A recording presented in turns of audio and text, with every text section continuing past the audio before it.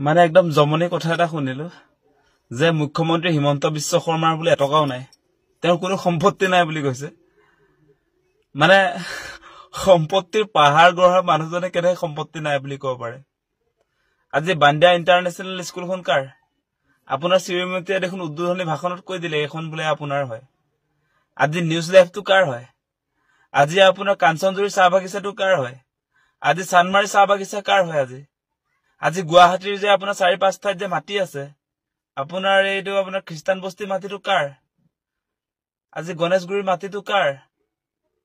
News live, time 8, 12-18, নিয়মীয়া বাৰ্তা এইবিলাক কাৰ? আচলতে এই প্ৰপাৰ্টি বিলাক কাৰ? আজি তিনিচুকীয়াৰ চানমাৰী চাহ বাগিচা আপোনালোকৰ নহয় নেকি? আজি কাঞ্চনজুৰি চাহ বাগিচা, আজি নৰ্থ ইষ্টৰ আটাইতকৈ ডাঙৰ ৰিজৰ্টটো বাণীৰ গ্ৰীণ ৰিজৰ্ট, য'ত সাধাৰণ মানুহৰ এণ্ট্ৰি নাই, সেইবিলাক আপোনাৰ প্ৰপাৰ্টি নহয়। আজি উত্তৰ গুৱাহাটীৰ আপোনাৰ বান্দিয়া ইণ্টাৰনেশ্যনেল স্কুলখন আপোনাৰ প্ৰপাৰ্টি নহয়। আজি নিউজ লাইভ, টাইম 8, নিয়মীয়া বাৰ্তা, 12-18 সেইবিলাক কাৰ প্ৰপাৰ্টি? খ্ৰীষ্টান বস্তিৰ মাটিখিনি কাৰ? আপোনাৰ জোৰদৰ মাটিখিনি কাৰ? গণেশগুৰিৰ মাটিখিনি কাৰ? উজান বজাৰৰ মাটিখিনি কাৰ? নগাঁও দাৰিগজীৰ 100 বিঘা মাটিটো কাৰ?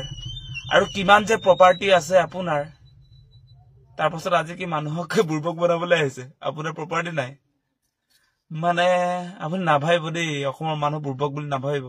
চবে জানে আপুনি যে সম্পত্তিৰ পাহাৰ গঢ়িছে। আপুনি মুখ্যমন্ত্ৰী হোৱাৰ পাছত আপুনি কংগ্ৰেছৰ দিনত কিমান টকা পইচা সা সম্পত্তি গোটালে, সেই কথা কি অসমৰ মানুহে নাজানে? এটকাও নাই বোলে মুখ্যমন্ত্ৰীৰ। আমি পাগল তেনেহলে? কি কথা কয় বাৰু? লাজ পাব লাগে দেই, এনেকুৱা কথা নকব। আপোনাৰ পত্নীটো নিজকে নীতা আম্বানী বুলিয়ে ভাবে। আমি জানো নহয় এইবিলাক কথা। কেলে এনেকুৱা কথা কবলৈ আহে? নকব, নুশুৱাই মানে নাচাজে আপোনাক নাচাজে, সেই কথা কেতিয়াও নকব দেই। নমস্কাৰ।